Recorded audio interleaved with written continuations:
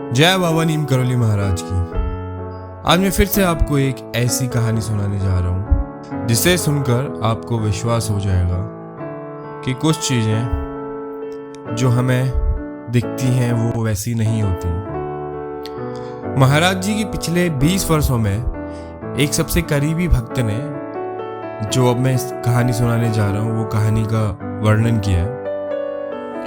1933 में मैं एक स्कूल से छुट्टी पर था और धार्मिक तीर्थ यात्रा पर दक्षिणेश्वर गया था। जब मैं उस जगह पहुंचा जहां कई सारे शिव मंदिर थे, तो एक व्यक्ति मेरे सामने आया जिसे मैंने पहले वहां कभी नहीं देखा। मेरे बेटे, उस व्यक्ति ने कहा, तुम ब्राह्मण हो, मैं तुम्हें एक मंत्र दूंगा।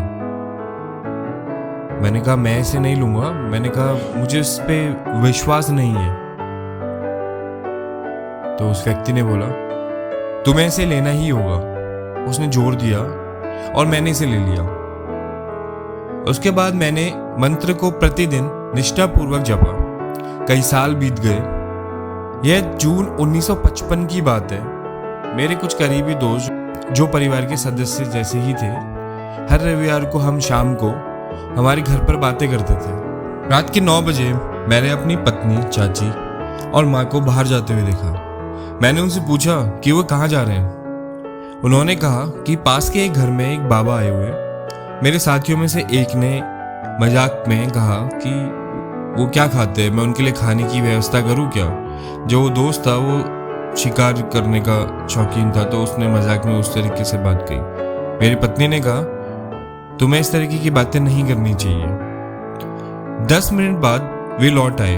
उन्होंने बताया कि एक मिट्टी की झोपड़ी में तेल के दीपक के साथ बैठे थे और उन्होंने हमें जाने के लिए कहा। जब वे नहीं गए तो उन्होंने कहा, जाओ, तुम्हारे पति के बंगाली मित्र आए, जाओ उन्हें चाय पिलाओ, मैं सुबह आऊंगा। सुबह मैं, मेरी पत्नी, हम साथ में गए।